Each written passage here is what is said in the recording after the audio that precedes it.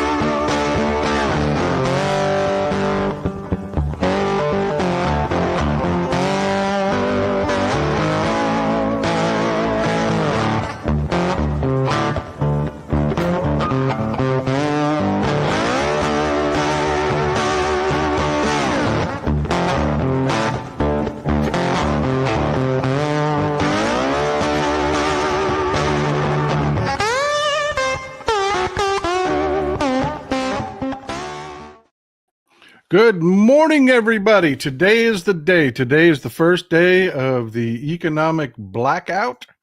Our first economic protest of the Trump administration. Today is the day. Now, look, if you went out and you went ahead and got started and went to work and you snuck by and stopped at Starbucks and you didn't pack your lunch, so you're going to go out and buy lunch today, and you just totally forgot. You blew it. Don't worry about it. Don't stress. It's okay. It happens. Just start now. Just start now. Do what you can, folks. This isn't about, these are long fights. These are not, that leads me to the first question. We're going to do a little bit of roundtable on this whole economic blackout thing. Okay. The first question that I'm getting bombarded with on social media, and people are emailing me, asking me is, will it work? Define work.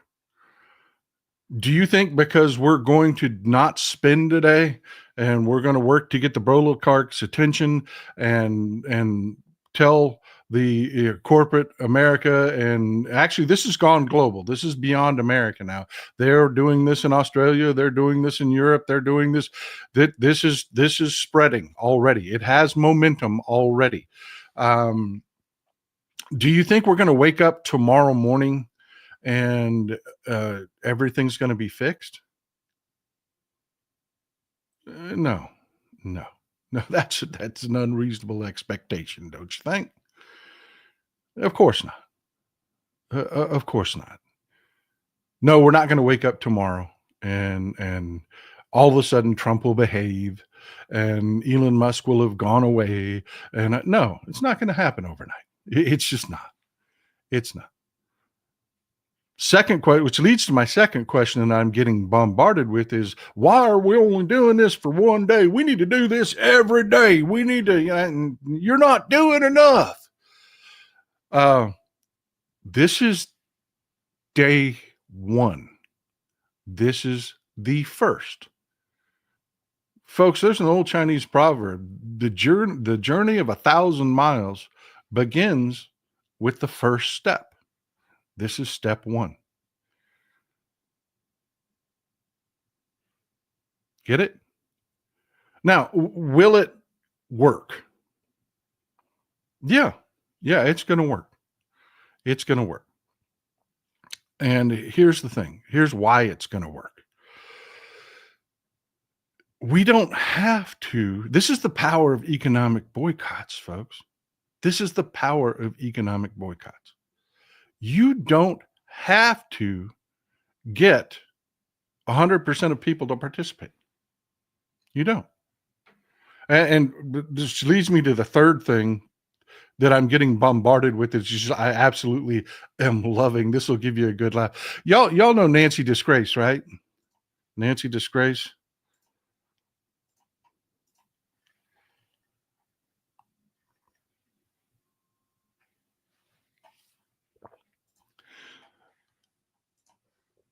Republicans in Congress are filled with people that are just the dumbest people on the face of the planet. You've got Nancy Disgrace, and she's coming out because we're doing an economic boycott. She's saying, "You MAGA folks, you right, go out and spin like crazy. You go spin like crazy, because they won't matter."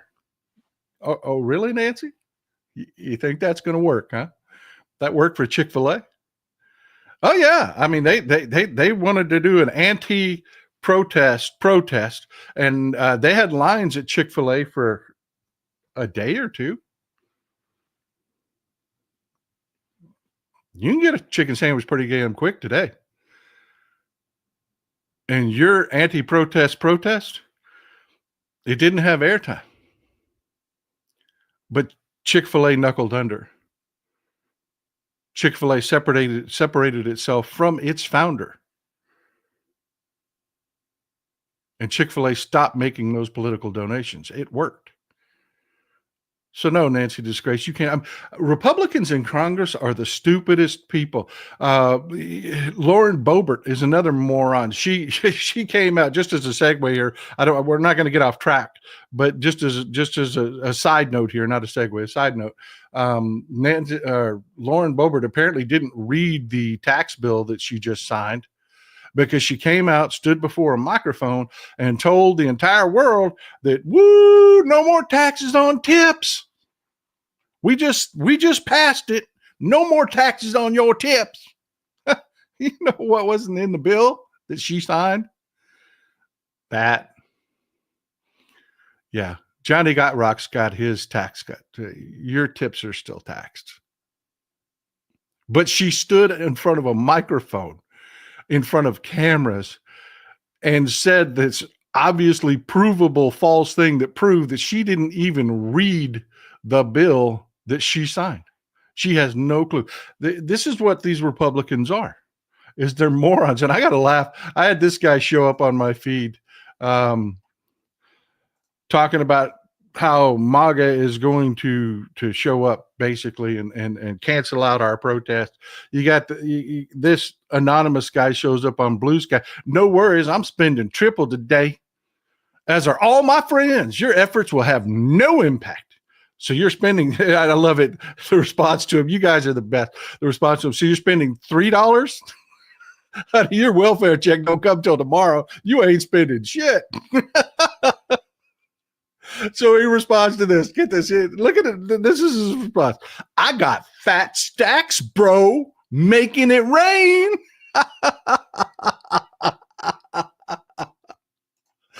Oh my God. Do you think Fat Stacks Bros is going to actually replace me and Mrs. Texas Paul spinning? Think he's going to do it next time? I mean, he can buy that 20-piece nugget today. Go ahead. But I won't be spending money today. No, I won't.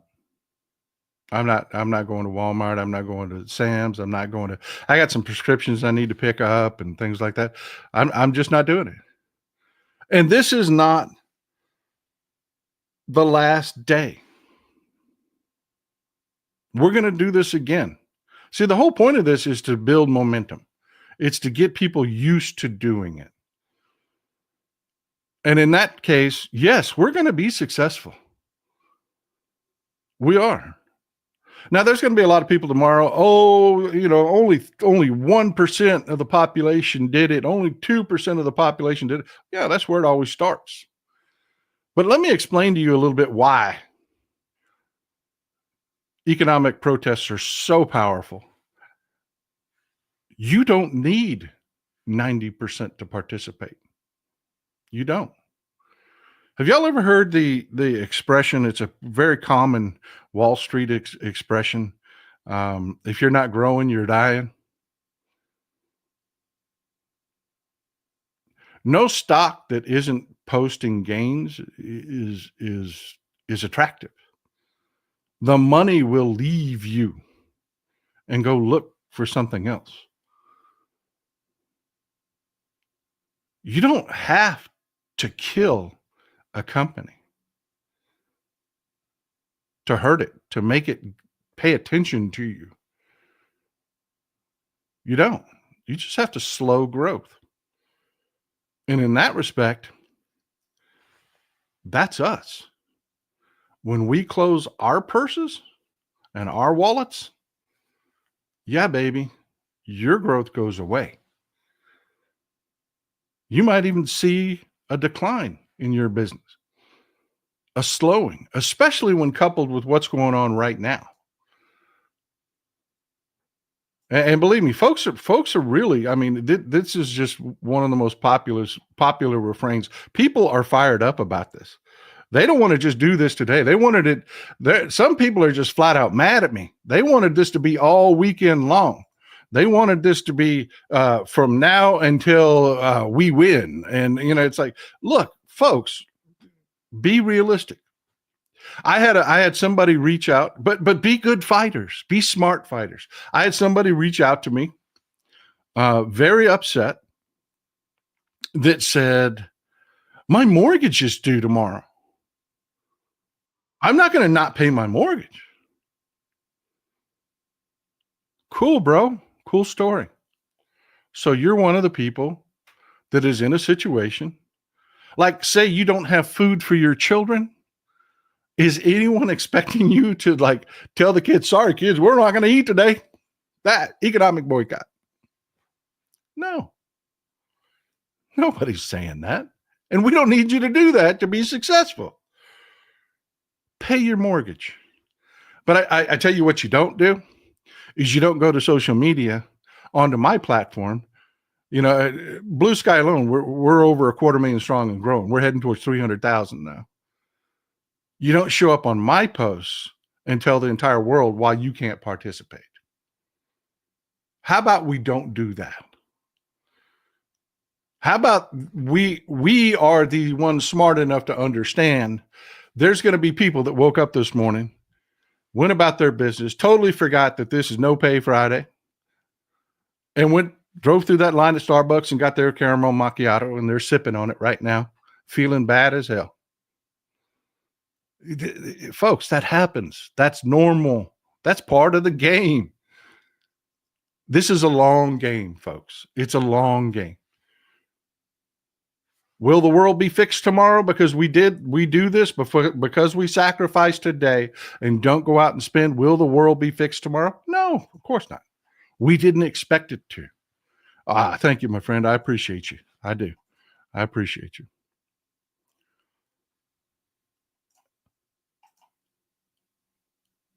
Exactly, Tommy guy. Exactly. This is the first inning. This is the beginning. The other and the last argument that I'm getting is, well, people will just go spend that money tomorrow. They still need the things they're buying. True, some will. But let me tell you what happens in these economic boycotts. People get used to tightening their purses, and it slows their overall spending. And it affects them on days that aren't today. That little splurge and that little whatever, they're in the mindset that, hey, you know what? These people that I'm giving my money to, they're the ones that are hurting everybody. Why am I giving them my money? That becomes very obvious, and it will affect your spending on non-boycott days. And here's another one that I had a really, really smart person reach out to me. Because you people are freaking smart. You are. He's like, you know what? If we keep doing it on Fridays, they'll just adjust. They'll cut back staff. Because remember, the power is, yes, you don't spend a day. Yes, you've still got shit you got to buy tomorrow. So you're going to buy stuff tomorrow or Monday or whatever. Not all that money is going to fall out of the economy.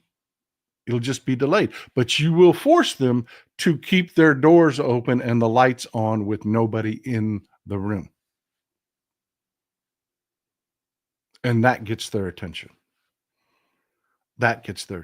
And one of the smart people reached out to me and said, but Paul, if we do it every Friday, they'll just adjust. They'll cut back staff on Friday. They'll cut back, they'll adjust it. Yes, that's right. And that's when we'll change to Boycott Wednesday. See, we're in this for the long haul. We're in this for the long haul. And this is the first. There'll be another one in a couple weeks. We'll do it again. And then we'll get to where maybe we'll do them weekly. And by the middle of the summer, the economy, which is already slowing down, will have a nice little anchor on it of pissed off people. You'll have the oligarchs that are pissed off because of the stupidity we're going to talk about today that's already acting as an anchor on our economy. Then you're going to have us acting as another anchor. And that's how you win, folks. That's how you win. So no, the world's not going to be fixed tomorrow, but we're damn well going to make a change today.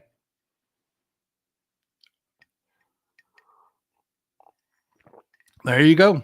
There you go. And I have to tell you, these economic boycotts are far more effective. You can march all day long. You can. But I promise you, they can change the channel.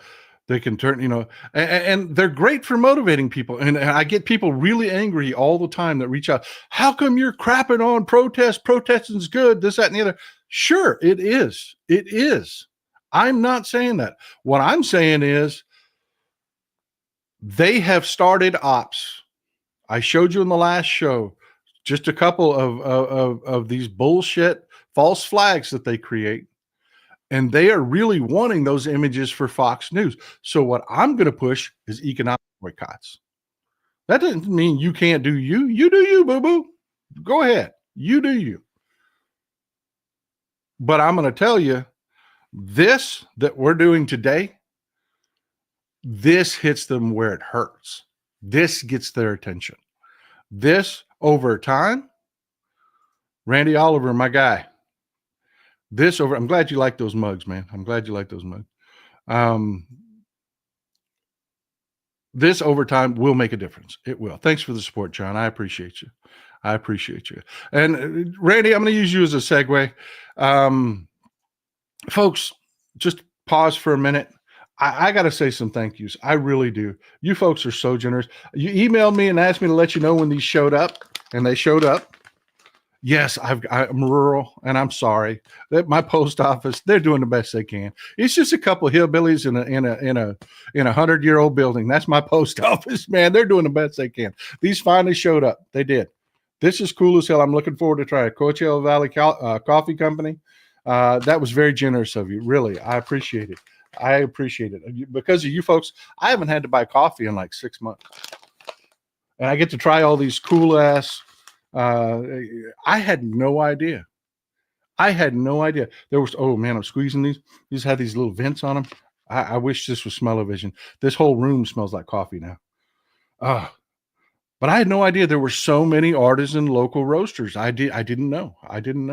But yeah, and then I got this, which this has my attention. This has my attention. I don't know what this is, but I got to tell you, I am looking forward to trying it. I really am looking forward to trying it. I like to check into the backgrounds of these companies, and I'll tell you more about them. If they're really good companies that are really doing a good product, or it's just really good coffee, I will come back. As you can tell, these are not open. I haven't tried these yet. But yeah, and I do appreciate it. I got it. Up for days, up coffee. Just want to say thank you. That was very gracious of you. And this right here, this hit home. This really did. This came with the coffee. That is cool. I love shopping bags, folks. To me, this is just one of those little things you can do. We've got a half a dozen shopping bags in the back of my wife's car, and every time we go shopping, we like to take our own bags, especially in like the if you go to some place like Costco or Sam's or something like that where they don't have bags. But this was cool. You guys are gonna love this. This is from Hunter. Let me tell you something, man. This was cool.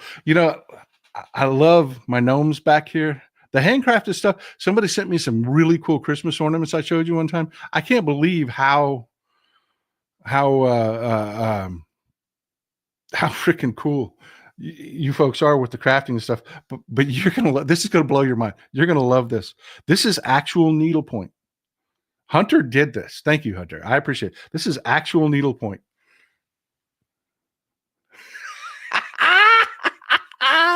And this is the other one.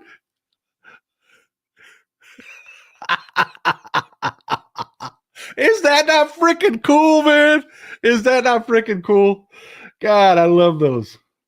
I love those. We're going to find a spot for them back here on the shelf. We are. That is freaking cool. Thank you, guys. I just wanted to stop for a minute and say thank you.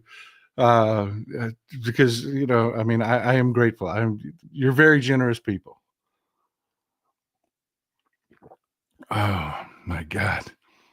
Somebody sent me a bag of Kitty Town coffee, and you know, Kitty Town is really cool because they sponsor and support a cat rescue. But they sent me a bag so freaking big it probably cost more than my first car. I mean, that was really cool, man.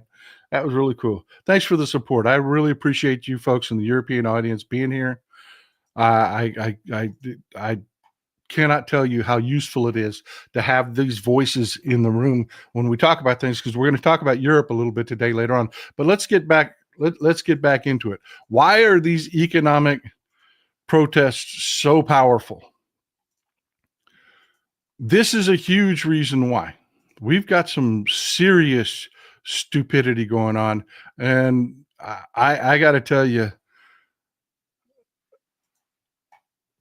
the world, the markets ain't digging it, man. They are not. They are not. They had a meeting the other day where you had Moses Johnson, Speaker Johnson, and Trump, and the rest of the Republican leadership get together and discussed how their budget just blew a hole in our deficit, and how they're about to add $20 trillion to our deficit. And these morons think this is the fix.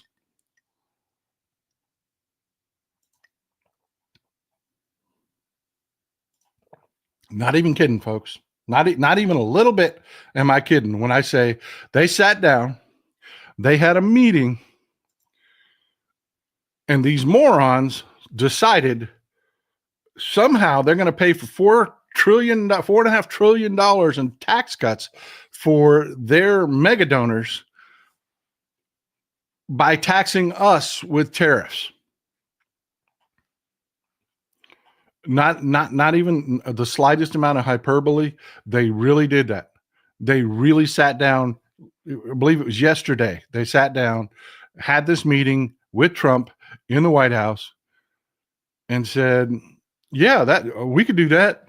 We could pay for all this stuff. We won't blow a hole in the economy. It'll be all good, man. We'll just tariffs. Yeah, Hunter, I appreciate you, man. Hey, thank you, brother. I appreciate you being here, and thank you for the support. Those are cool as hell. Those are going on the shelf. That's Hunter. That's the guy that made those, man. That's the guy that made those. Those are really cool. I love those, man. I opened those up. I was like, what? Because I thought they were printed for a second, and then I'm like, no, these are really stitched. These are oh, my guy. But yeah, that's not the end of it. Remember, Trump said he made a deal, and you know, the Mexicans, they were going to secure that border, and then Trump ended up looking like a freaking moron because the troops that he said that Mexico was going to send were already pledged. There was nothing new. Same thing with Canada. Everything that Trump came out and the White House released and said, see what we did, see what we accomplished, was stuff that, you know, was in the news 6 months ago. And he ended up looking like a fool. So, of course, Trump being Trump didn't stick to his deal. He said he had a deal, right? He makes the best deals. Trump makes the best deals. He's the best deal maker ever. Just like you said yesterday with Putin, about Putin. When I make a deal with Putin, it'll stick because I make good deals. Yeah, you make good deals, right? Okay, then why did this just happen after you made such a good deal with Canada and Mexico? Why did this just happen? Yeah.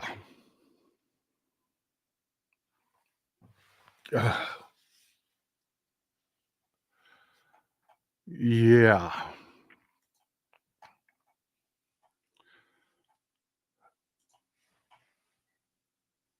Why? March 4th, next week, a little over a week from now. New tariffs on Canada, new tariffs on Mexico, increased tariffs on China in the middle of a slowing economy. Folks, just take a moment to go back and read about it. It's a quick read. Just do the wiki page on the Holly Smoot tariffs. It's a short read. It'll explain to you what happens to an economy, especially a sluggish economy, when you slap tariffs on things. It's a disaster. It is a nightmare. I appreciate you, Vincent. I really do. Thank you for being here. Thank y'all for supporting the show. I really appreciate y'all doing that. Here's the deal. We just got inflation numbers out. We did. Remember, we had a slight uptick, a spike. Everybody's like, oh, shit, here comes inflation again. Then Trump made his deal. No new tariffs, no two tariffs. Well, what do you think happened with inflation last month? Well, surprisingly, it slowed down a little bit. It did. It did. It slowed down just a little bit. Now, unfortunately, it slowed down because the economy is tanking and consumer spending is plummeting. But it did have an effect on inflation, which is a good thing, which is a good thing. But then here come the tariffs again. These people are economic morons. They're economic morons. And I got to tell you, the market's not digging it. This is the last month. This is since Trump took office. This is the last month.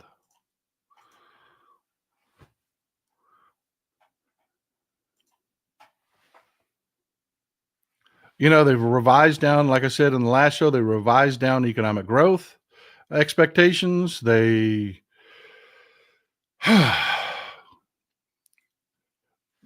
stock market's tanking. It'll pick up this Friday. We've had a big plunge yesterday, so we'll have some people buying in, trying to do some profit taking, and the short sellers will come in and buy back so that they can lock in their profits. We've talked about all that in the show before. So it'll take a little uptick today. But no, this is the long-term trend with the market. And how do you know? Well, we talked about in the last show, bond yields. Bond yields are tanking. These are U.S. Treasury 10-year bond yields.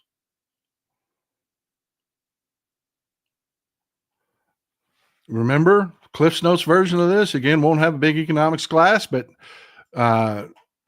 bonds are where people go. The bonds and gold, man, is where people go when they're scared of the markets. Warren Buffett has been hoarding cash like crazy. All of those things tell you the market's screwed. And then here comes Spanky McDumbass, Mango Mussolini. I know what to fix that. Let's slap some tariffs on it, and that'll just get us some money. And then these tax cuts for Johnny Gotrocks won't look so bad. No, dude, you're wrecking the economy. You're literally pissing on the economy. The economy is gasping for air, and you're pissing in its throat. Elections have consequences, people. We have morons running the country. You can get them at the www.texaspaulstore.com. Somebody link it for them in the chat. Oh, yeah.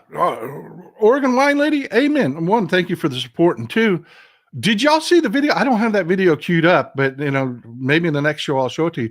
Did you see when they asked him? He's meeting with Volodymyr Zelensky right now. That's the news that's being made right now that we'll talk about on Sunday. He's meeting with Volodymyr Zelensky. A reporter asked him, you got this meeting coming up with Volodymyr Zelensky. Do you regret calling him a dictator? And Donald Trump said, what? I don't think I said that. Did I say that? I didn't say that. Freaking pudding for brains, people. I've been telling you, he is worse than Reagan. And these people around him are just running hog wild because he's pudding brains. He can't remember what he said 3 days ago. I mean, it was international news that Donald Trump called Volodymyr Zelensky a dictator and then would not call Putin a dictator. It made international headlines. And when Trump was asked about it, he looked up with those tired old man eyes. Did I say that? I didn't say that. Yeah, you did, you dumbass. Semidificata. We do not need to burn down the house. Just join in whenever you can. Make the CFOs notice. Bingo.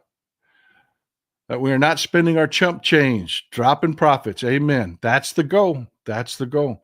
And it won't be overnight. This is a long game, folks. This is a long game. Louis Kilgo, I read that Tesla shareholders sent a letter to Musk. Oh, that is beautiful. I was going to talk about it. I love you people so much for being so. I love you people so much. Yeah, this really happened. Thanks, Louis. Thanks for thank you for supporting the show, and too, thank you for bringing this up. Yeah, that we're going to talk about Elon in the next segment here, but yeah, this really happened, folks. Tesla shareholders sent Elon Musk a letter.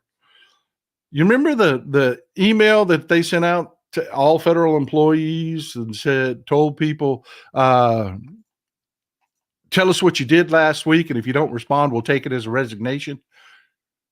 Tell us what you did last week to justify your job. And then you had other department heads there's a whole battle for control going on there that responded, don't answer that email. We're not going to let you get fired. Just don't answer that email. I mean, it was a FBI, several departments chimed in, that are like, Elon Musk isn't your boss. I am. Don't answer that email. Well, yeah.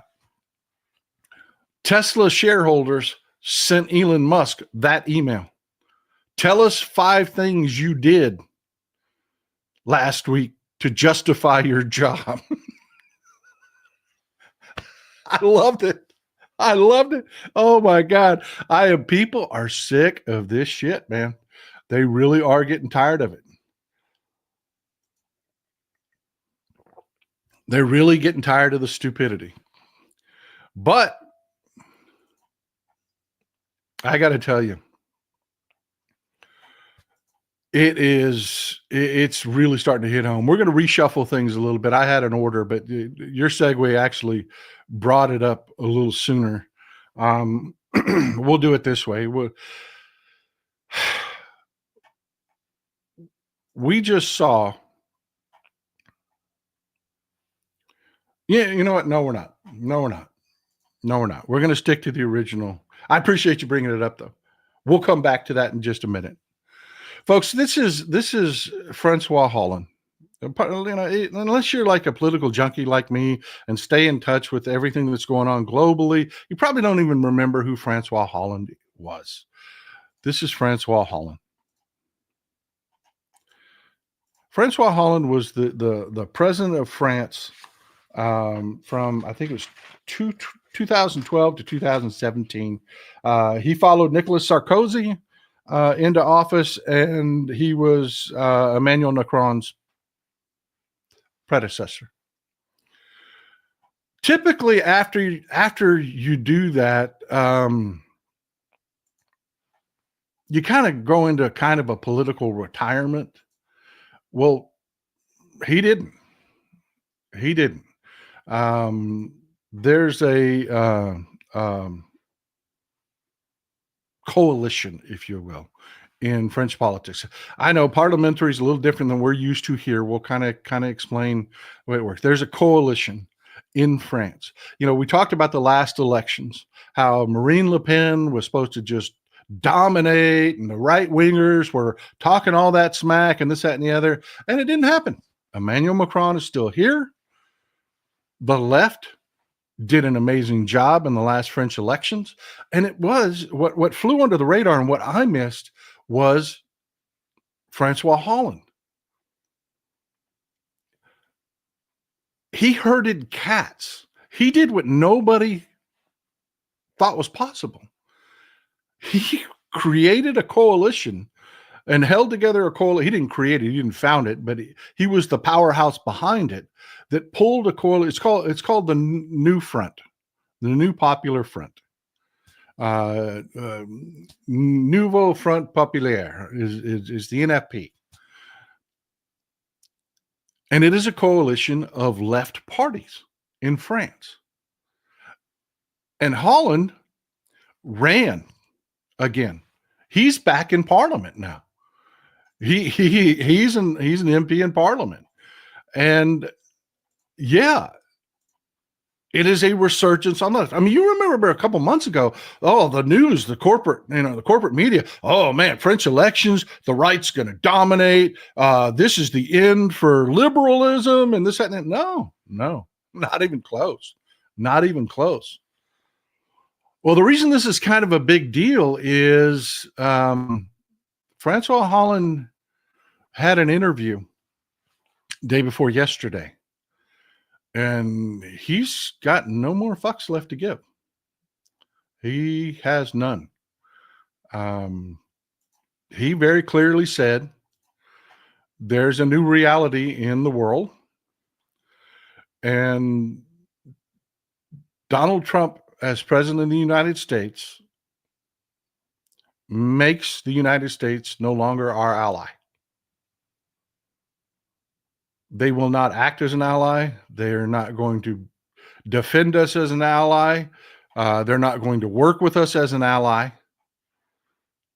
We are no longer allies. That is a big freaking deal, folks. I am telling you, that is a big deal. When you have, and don't get me wrong, he's not reveling in it. His statement isn't like bravado or anything like that. It's not, screw America. No, it's directed totally at Donald Trump. And it is a sobering, stern realization that this is the new reality. This is the new reality. It's just like you say, correct, Judy. It's just fact. Things are falling apart. They are just falling apart.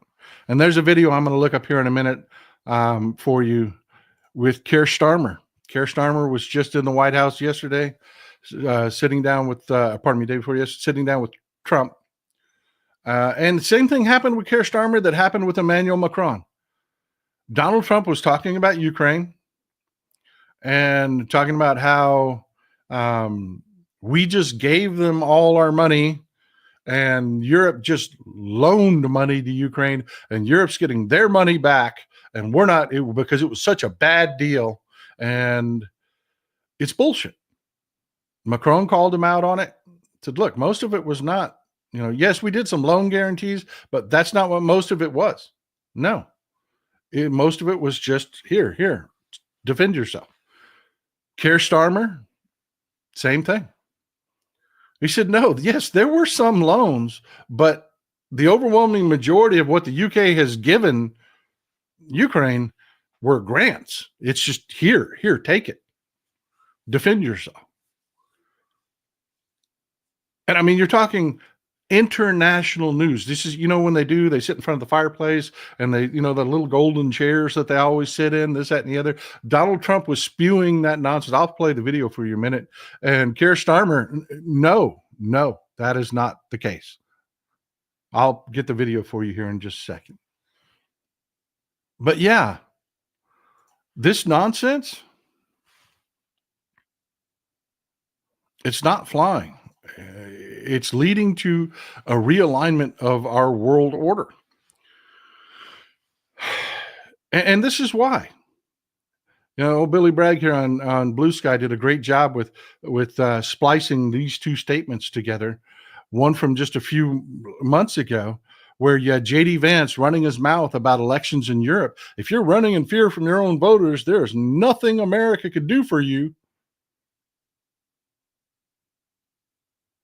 Then today, GOP leaders advise lawmakers to simply stop hosting town halls because they're running from their voters, who are screaming at them in town halls about the absolute disaster that is our government.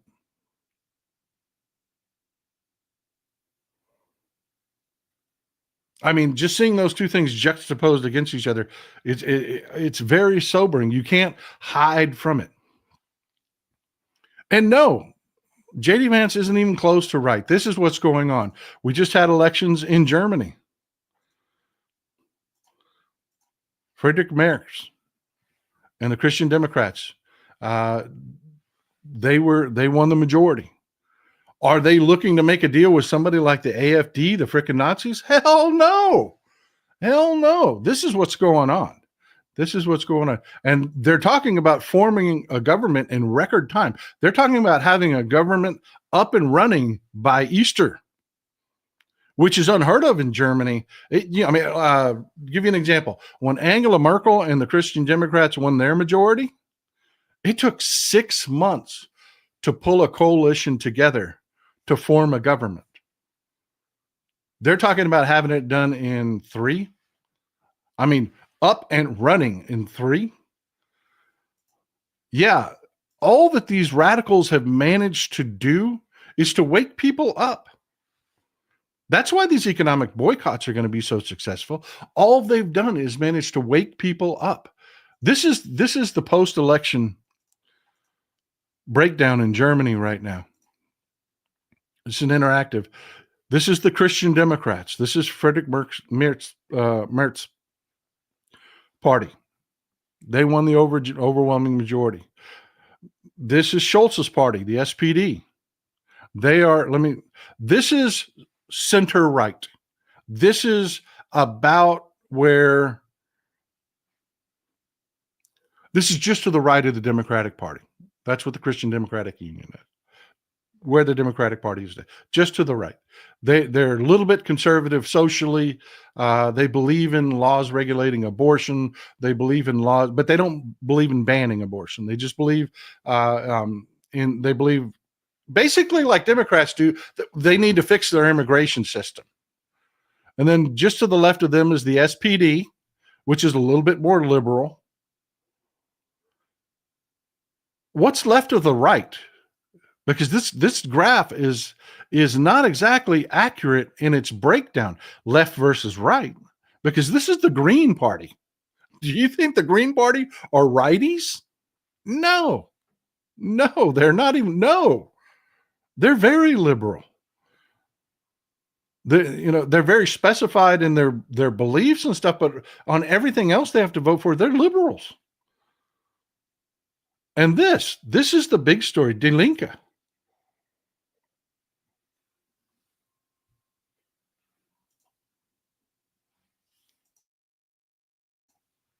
That purple section there, that's Die Linke.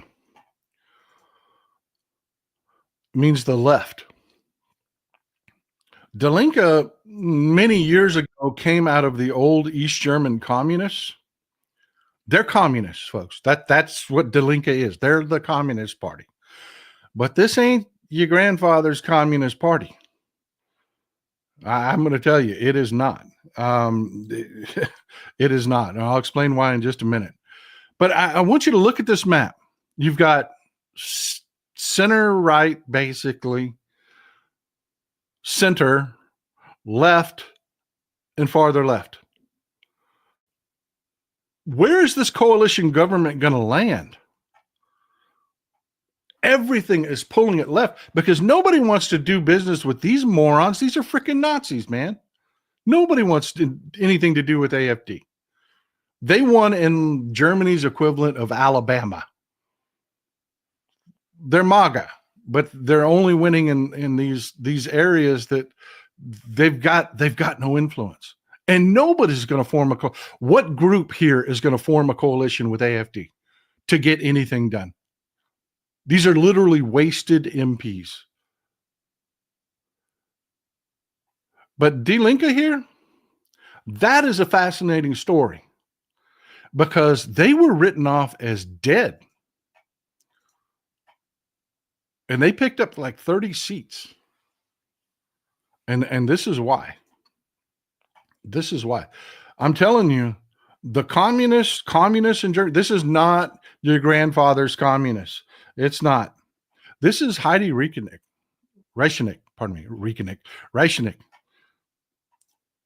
She is what Die Linke desperately needed.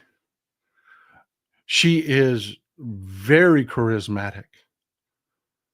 She's not a radical. You know, what a communist is there is not. Anyways, that's too long a show. We'll do a whole show on that. Anyways, her views are not like what your average righty would think when you tell them it's a communist party. They would commies. No, that's not what they are. But she's very charismatic. She makes her case well. She blew up globally on social media because she shared a story. There was a young woman that was obviously AFD in the grocery store line. She was doing her grocery store shopping. She was doing her grocery shopping. This is just the Cliff Notes of it. She did a whole video of this, so you can go find it if you want. But she's like, I'm standing there, and this woman's screaming at another woman. And this young white woman, young, obviously she could tell she was, something was there. And she thought she was screaming about prices or inflation or something like that. And she started to pay attention. And no, it was just a racist screed. She thought a woman of color had stepped in front of her. And this woman is having a meltdown in the middle of a grocery store. This is typical AFD. Screaming about how this woman didn't need to be in her country. This was her country. It is German country. It is a white country. Why are you here? She's screaming this in the middle of a grocery store. And Heidi, and several women around immediately jumped on this woman, told her to shut her damn mouth. And she needed to go away. Nobody thinks like you. Bigotry is not okay. And it went absolutely viral. So yeah, this is what we're looking at. You've got the morons like Elon Musk supporting freaking Nazis, doing Nazi salutes and all this other. All they're doing is re-energizing the left. That's it. This is literally the death throes of this radical ass conservatism. Because the more the light is shined on them, the harder everybody. But this is Germany we're talking about, folks. It is lurching left. There's no one for the Christian Democrats to form coalitions with on the right of them. No one. Every deal they have to make is going to be with a lefter-leaning party. And that's just reality. And that's what's happening all across Europe. And it's because they're seeing the stupidity, the disaster that these people are. Which leads us to our next story, talking about disasters and stupidity. So y'all remember Elon Musk and Doge. They went and fired a bunch of probationary employees. All that means is somebody that's been on the job for less than a year. That's all your new people. Well, they did it at the FAA. So all of our new hires at the FAA left. They fired over 400 people. Now, I want you to think about that. I mean, we're talking about air traffic controllers and people that do critical jobs to keep air traffic flowing. This is not something,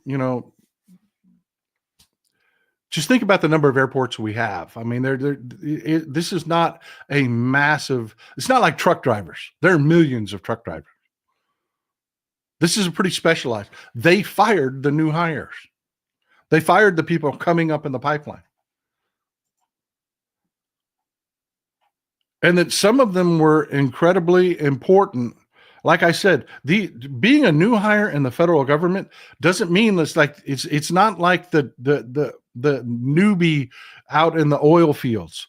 It's not like the newbie on the construction site where they're just dumbasses and you're having to teach them how everything's done. No, when you're talking about these specialized federal jobs, a lot of the new hires are really skilled employees that do important jobs, including this freaking guy. They fired the guy that generated the maps, the predictive maps of air traffic.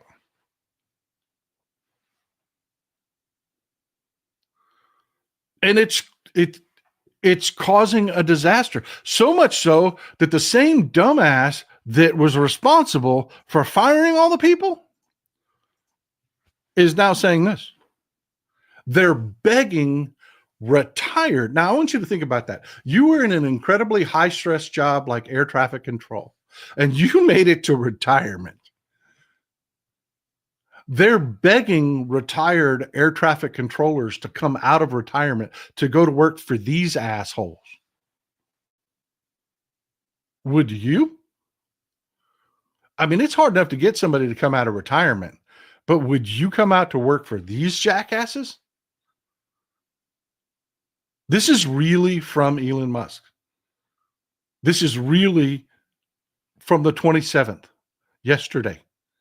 There's a shortage of top-notch air traffic controllers. If you have retired but are open to returning to work, please consider doing so.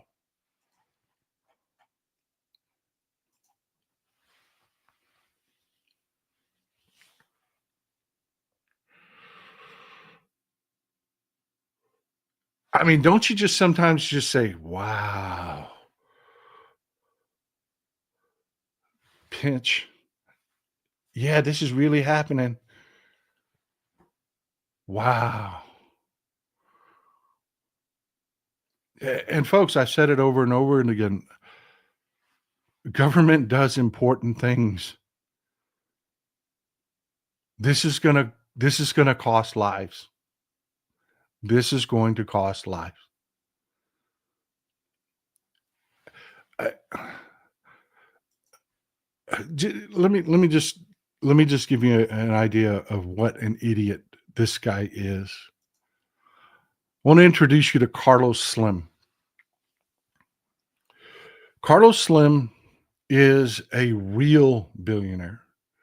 And I don't call Elon Musk he's supposed to be the richest man in the world. I don't call him a real billionaire. He never really built anything. He buys a company that has great people doing SpaceX. It was engineers building the company. All he did was provide capital and then, pay attention to me, pay attention to me. When he isn't really building SpaceX, he's not. Same thing with Tesla. There were a couple of guys that were running Tesla, starting Tesla. He bought it. That's what he did. He bought it.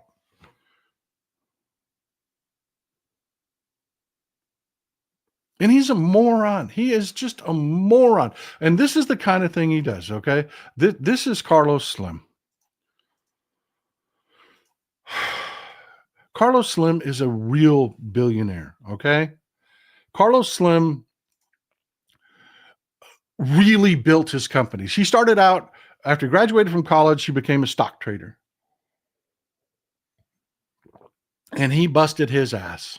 He did. He busted his ass. And here, let me refill my cup here. Hold on.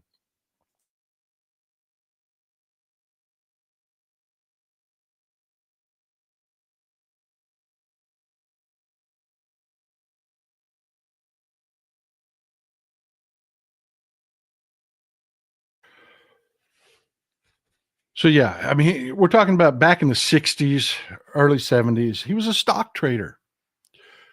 He worked hard and saved his money.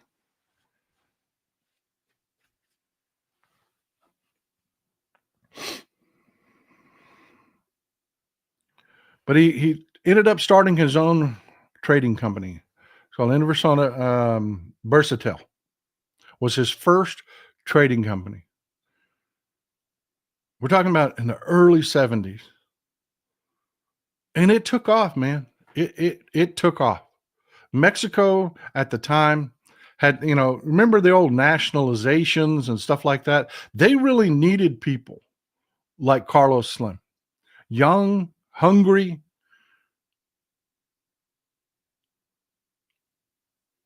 So he starts a trading company and it does really well.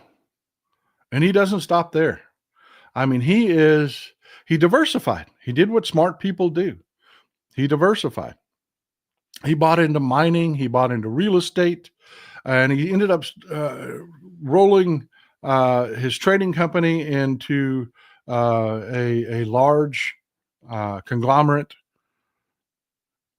Trying to think of the name of it is oh God. It's Grupo Galas. Grupo Galas. Yeah. It was Grupo Galas. And he did. He just got into everything. I mean, he bought into General Tires. He bought into aluminum processing, airlines, everything, tobacco, everything, completely diversified. And he had like just everything he touched turned to freaking gold. And he did a Warren Buffett. He built a real company. And this went on, and he was smart. And when Mexico had a contraction, a big contraction in the 80s, he liquidated. He did what Warren Buffett does. He became liquidated, got a bunch of cash, and as soon as everything hit bottom and the Mexican government initiated reform saying, look, okay, we got to denationalize this stuff. He jumped in, he partnered up with a French telecom company and Southwestern Bell and bought Mexico's largest telecom company called Telmex. And that was it, man. That was it. It just exploded from there. And he's worth about $70 billion today. Somewhere between 70 and $100 billion. 70 is a conservative estimate.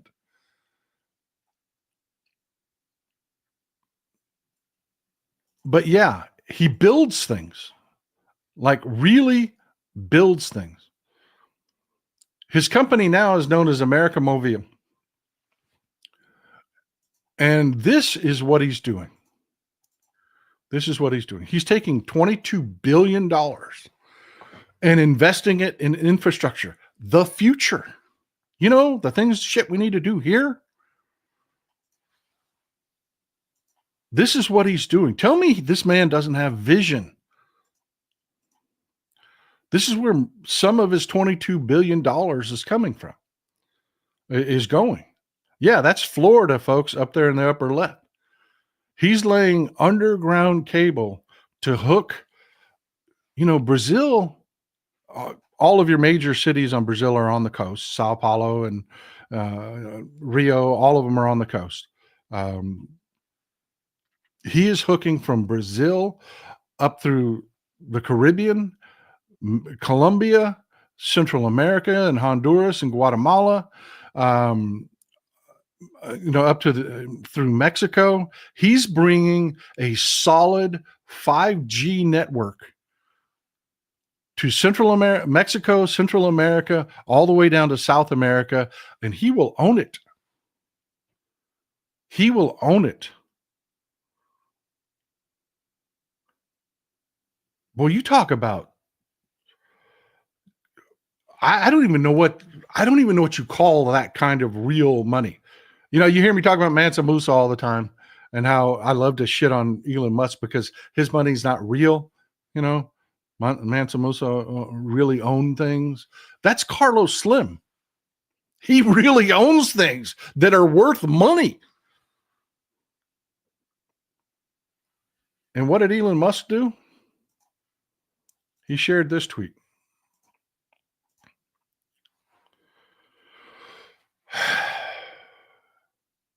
This freaking moron on X says that Carlos Slim is a Mexican billionaire worth over $70 billion. He's the largest shareholder in publicly traded shares of New York Times.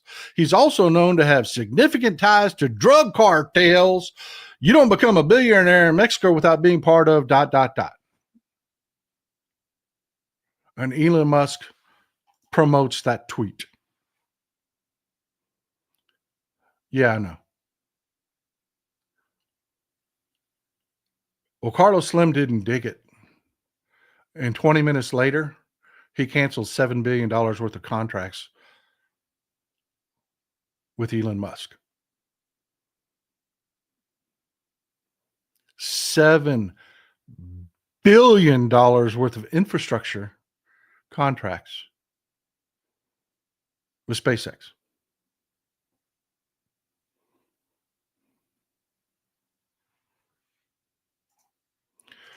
So yeah, not the smartest move.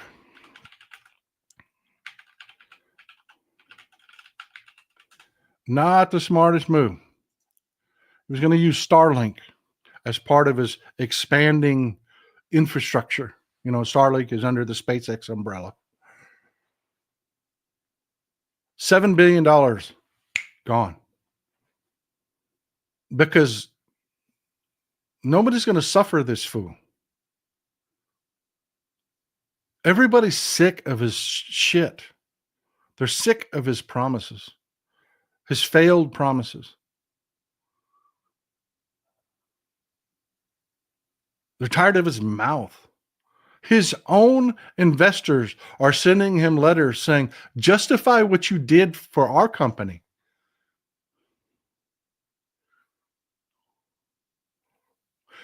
Guess who Carlos Slim got in bed with?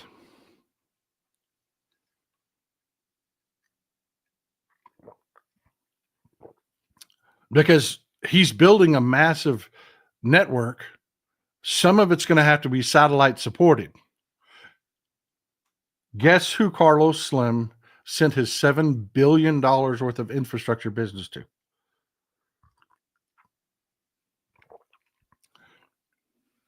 Bingo. Bingo. About $2 billion of it's going to go to Europe, but the lion's share of it's going to go to China. That's what these people are doing to us, folks. That's what they're doing to us. They're just burying us on a global scale. They are just burying us. And the corruption is so open and in your face. It's just so open and in your face. It's just right there. And when I say corruption, I mean things like this. So he loses Starlink loses a $7 billion contract. Well, all of a sudden,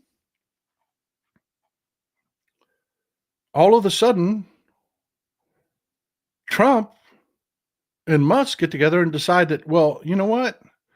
Starlink should get a contract to modernize the FAA.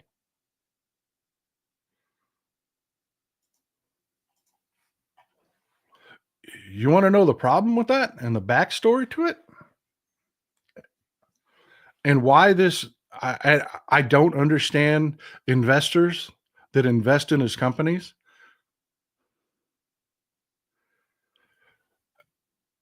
The FAA has needed modernization for a very long time. 2 years ago, they put out contracts. This is a big project. It's not going to be just little guys doing them. And Verizon won the contract. It's about $2.8 billion and modernization for the FAA. Verizon has spent the last 2 years building this system. Now remember, they've got to integrate with all different kinds of technology. This isn't an overnight thing. This is not something you can just, let's just do this. They have worked for 2 years engineering a system that is ready to implement now. They're going to start ripping out the old systems and putting the new systems in. But Elon Musk says, no, I want a taste.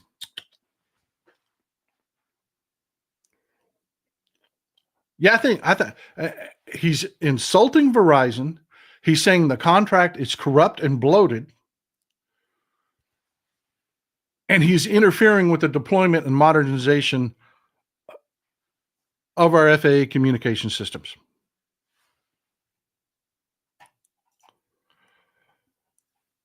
So that Starlink, who just lost a $7 billion contract, can get a taste. Starlink, which has not been working on this for the last 2 years. Starlink that has no engineering in place to actually make all of these systems work and dance together.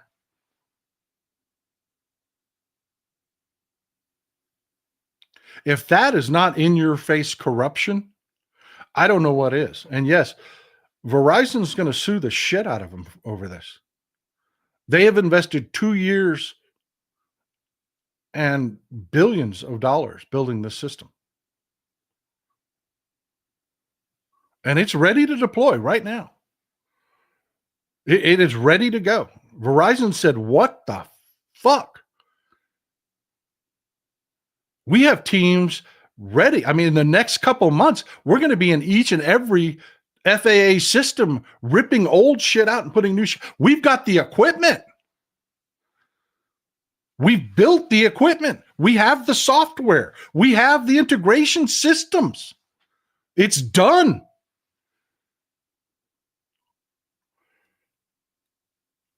But the ketamine kid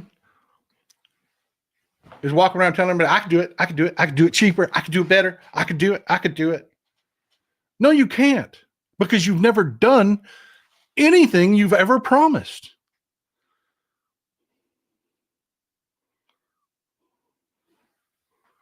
And this is the FAA, folks. The FAA.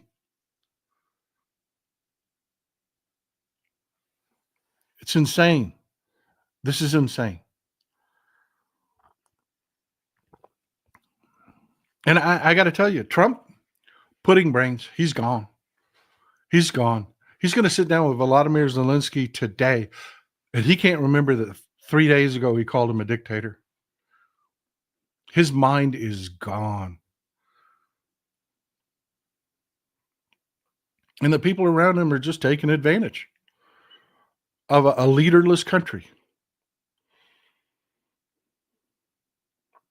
And the dumbest of the dumb, oh my God, we're going to tariff our way out of this hole we're digging, giving Johnny Got Rocks tax cuts. These are the kind of people that are running amok around him. The kind of people that think someone like Carlos Slim would put up with this shit and doesn't have options. He doesn't need us. He made his bones. He built his company. He will be respected. This is the kind of thing, this is the last thing I've got a couple things that I want to pull up. I didn't want them running in the background. These are the kind of things that I wanted to show you that Elon Musk is doing.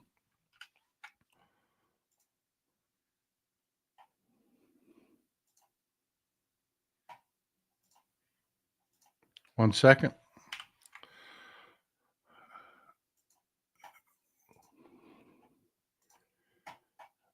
You know, Tesla's screwed.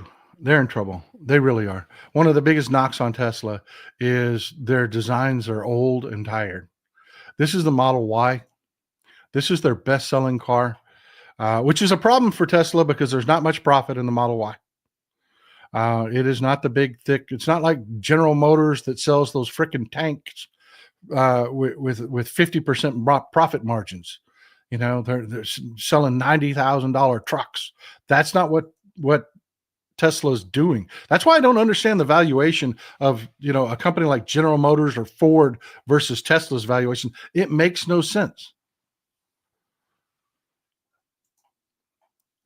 Mr. Knudsen, I tell you, just keep doing what we're doing, folks. Vote. We've got special elections coming up in April. I'm reaching out to the campaigns down there to get them to come on and talk to you folks. Vote. If you don't like what's going on, if you're MAGA and you don't like this stuff, vote. Vote for a Democrat. It doesn't have to be a lifelong thing for you. Just put a check on these people, for Christ's sake. Lord knows they won't do it in Congress. But this is why Tesla's in so much trouble. This is a Model Y. It's their best-selling car. Been out forever. This is what it looks like. And of course, Elon Musk has been hyping and hyping and hyping and hyping. Oh man, we're totally redesigning. Now I want you to really, really remember this car. I don't have a split screen for you. This is the Model Y.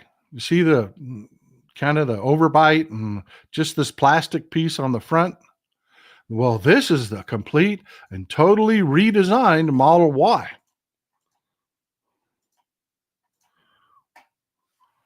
Yeah, it's the same car. See the plastic piece on the front here? All they did was they put in a LED light bar. They changed the fender, made the headlight a little bit more squinty. Even this is still the same. Door handles are still the same. Body shape is still the same. The back, they went from tail lights on either side to a light bar in the back. That's it. It's the same freaking car. It just is. The interior changes are just as minor as the exterior changes. It's, same scoop on the front, it's the same freaking car. I mean, just minute changes. And that's supposed to be the big woohoo for their number one selling car. They're screwed. They are screwed. And people are realizing it. You're getting people all over Wall Street that are like, get out of Tesla now. The hype is over.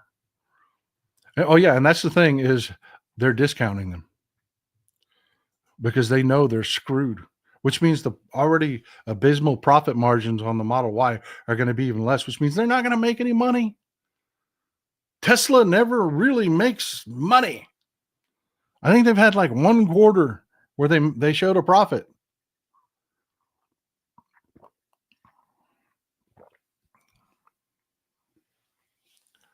And this guy's running our government like he's some sort of genius or something. It is ridiculous what is going on in this government. And they're just fools.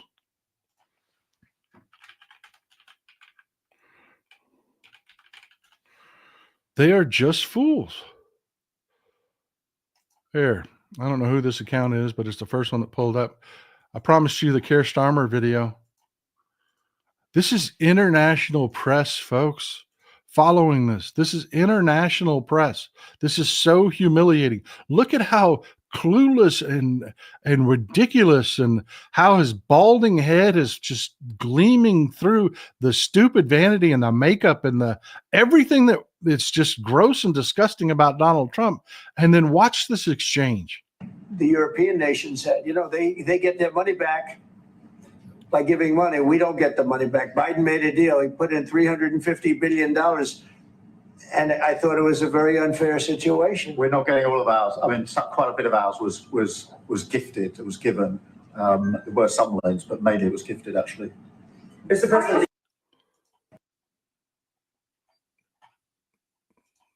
Yeah, Macron did the same thing. This guy doesn't know what the fuck he's talking about. Because he doesn't. He really has no clue. And right now, what he's doing while we've been doing this, he's been sitting with Volodymyr Zelensky, blackmailing them because Volodymyr Zelensky desperately needs NATO. They don't need us. They need NATO. They need NATO as it exists. And I guarantee you these deals will be washed away with time. But they're going to blackmail Volodymyr Zelensky into turning over mineral rights in his country to Americans. Remember, I told you, war is young men dying and old men making money. And there are American companies that are buying up, that are going to end up with these mineral rights. It's not us. It's not you and I are not going to get these mineral rights. No. This is for a couple rich guys are going to get mineral rights out of Ukraine for Donald Trump to not block NATO support of Ukraine, which is going to dissolve anyways. Europe, I mean, you've got Francois Hollande simply saying it outright. We're no longer allies. You're going to see something new. The old North Atlantic Treaty Organization is going to go away. Europe is going to do it on their own. And Ukraine will be part of that. And all of those deals will be negated.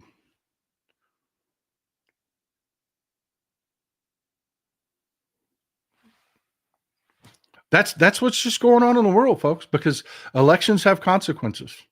Last November, people should have showed up. People should have showed up. People shouldn't have been so ignorant. And everybody's you're getting story after story after story. You got this park worker that's gone viral because I'm a big Trump supporter. My whole family voted for Trump, and then you laid me off. This is going to affect my whole family. We told you.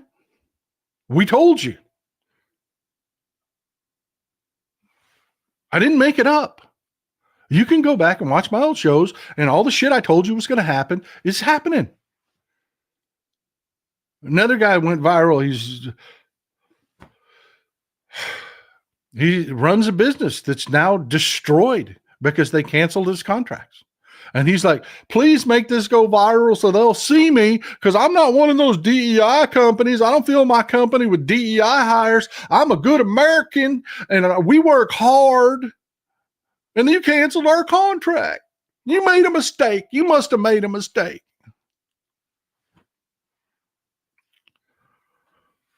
Folks, the time to vote was last November. It was. It really was. Elections have consequences. Even a pudding-brained, disgustingly broken, old freak of a president who is weak as weak can be can do a lot of damage, and he's going to. So yeah, we've got special elections in April. Laser focus, people. We've got a boycott happening today. Do it. All you got to do, sit at home, play some video games, catch up on old movies, read a book, clean the house if you feel industrious. But yeah, we're doing this. And nobody, I don't know if you feel it, but that whole inevitability thing and the whole, oh, they're tough and oh my God, they're unstoppable, and it's all gone away. Disappeared like a fart in a hurricane. It's all gone. They're idiots. We know they're idiots. And yes, the next 4 years is going to be court battle after court battle after court battle after court battle, which, by the way, they're already losing. They've already had a judge say, look, you know what? The way you fired these people is illegal. It violates federal law. Yeah. I mean, they're just going to lose over and over and over again, but they're going to do a lot of damage. And the damage that they're going to do is going to be a really great motivator going forward. Like Der Linke in Germany. People are going to realize, man, them Democrats just used to show up and keep the lights on. That was kind of sexy now that I think about it.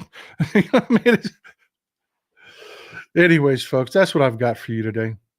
If you get, let's do a little bit of a roundtable here. We got about 8 minutes. Let's do a little bit of a roundtable. Thank you for supporting the show, folks. I really appreciate you. I do. I couldn't do it without you, folks.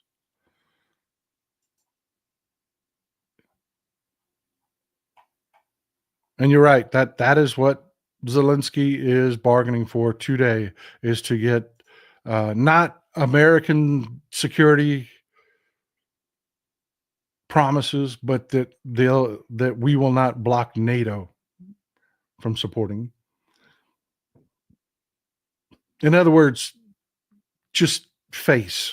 We're going to pretend.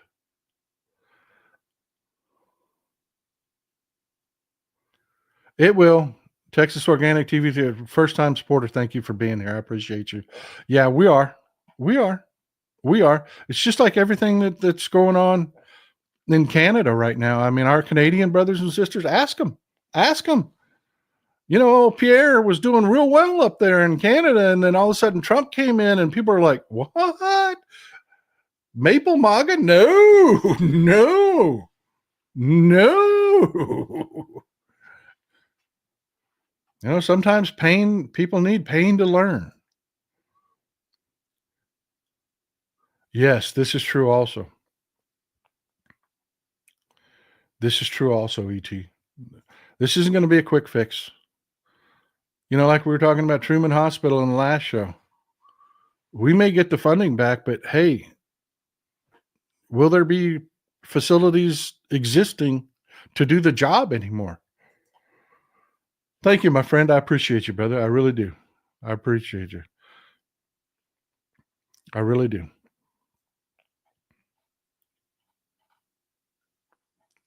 I got to try this last name. I was scared of it, but I got to try it. It's Yakov. Tell me if I get this right. Ishraza. Yakov Ishraza. I'm going for it. Did I get it right? Did I get it right?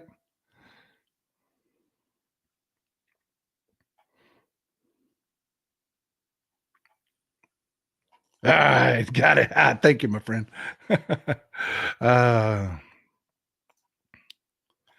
Yeah, this is another one that just blows my freaking mind. Thanks for bringing it up in the roundtable. Did y'all see Robert Kennedy's response to the measles outbreak here in Texas? It's normal. Happens every year. It's normal.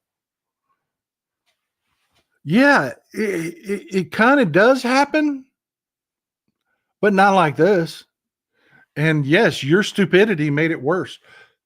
We just had a child die, and all the children that are being hospitalized are unvaccinated. Yeah. Yes, we do have measles outbreaks, but they don't spread. They don't grow.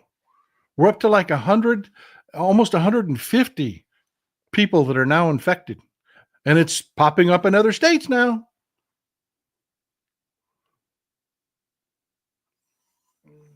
Elections have consequences, and these dumbasses are like, this is normal. I mean, that's the way they're going to play it. The good side of it is, folks, the good side of it is MMR vaccines in rural Texas have exploded. These dumbasses are running down and getting their kids vaccinated, and that's a good thing. And look, you know me, I'm not a fear monger. I am not going to say that measles will be the new COVID. It will not. We had no immunity to COVID. We had no existing vaccines to COVID. None of that is going to happen because most of us had parents that loved us, and we got the MMR vaccine as children. We did. Some of us still have scars from it. Yeah, we got the MMR vaccine. Most of us are, that was one of the responses when I would to one of the videos I put out for Midas that we were talking about is, oh my God, when are they going to come out with a measles vaccine? And yeah, my heart died a little bit when I read that. It died a little bit, but yeah, no, most of us are already vaccinated for this. And yes, you need to check to make sure your vaccine is still active. We got them as children. Some of us, they don't last forever. There's a teeter test that will tell you if you need to get your MMR refreshed. Thanks, man. I appreciate you, Randy. I appreciate you being here, brother.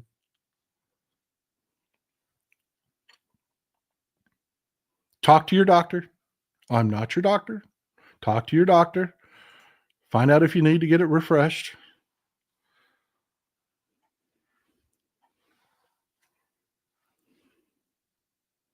Was there? I'm looking forward to this. This is what we're missing right now, folks. So we're going to cut this off so we can go see what's going on, the news there is news being made right now. Apparently there was a tense exchange between Vance and Zelensky. I have to tell you that I don't know about you, but I feel shame over this. I feel they are so brave. The Ukrainian people have been so brave. And Zelensky has been such a strong, bold leader. Just the way we've behaved is shameful. Just shameful. You know, this is why I was screaming about Joe Biden, man. Quit worrying about your re-election. You said you weren't going to run again. Just help them. I feel shame. I do. Rightfully so. I appreciate you. I appreciate you being here. I couldn't do it without you. I really could not do this full time without you. And I'm grateful. Yep. Today's not the end of it. It's the beginning. You're going to see more of these economic boycotts. Remember, I'm telling you, they are incredibly potent. They are incredibly impotent. Just about everybody I talk to with a brain really does feel shame over this. And our European audience, this is another reason. Not only your voices here and talking to people in chat, but hearing our voices and taking them home and knowing that, yeah, there are people out there. Most of us are not like this. We're not. That's not us, man. It's not us. Thank you. I appreciate you. Me too. I really am. I will tell you, every time I see Volodymyr Zelensky talk, and every time I see images of those soldiers fighting their asses off, I do. I just feel shame. We should have done more. We should do more. We should be there for these people. We're on the wrong side of history.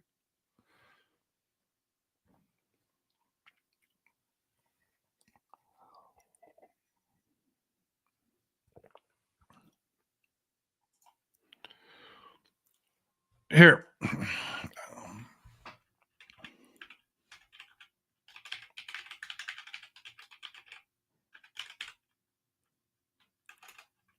Here's two websites for you. One is directly to one is to my website, and one is directly to the store. You can get there from either one of those.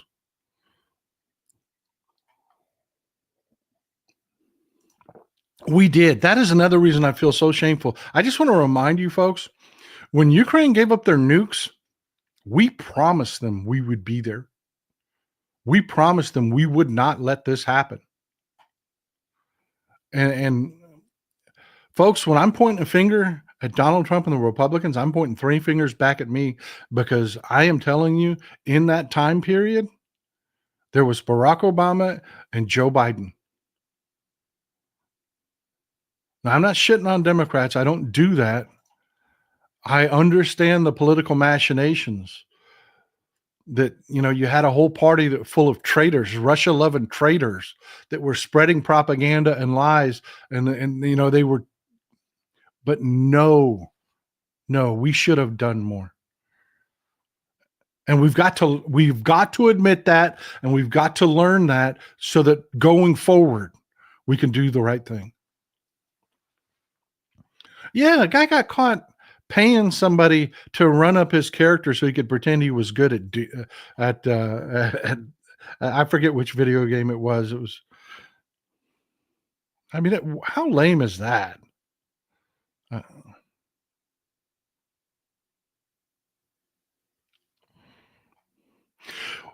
Well, folks, I am truly, truly thankful for all the support. I'm glad you could be here. I hope what I've talked to you about has been useful. It's no buy Friday, folks. Stick with it. We'll do it again in a couple weeks. And we'll make these people understand we're not okay with this. The election may be over, but it doesn't mean that we're done fighting. And it doesn't mean we're going to be okay. And it doesn't mean we can't hurt you if you do terrible things. If you motivate us enough, we will hurt you. Economically, we will hurt you.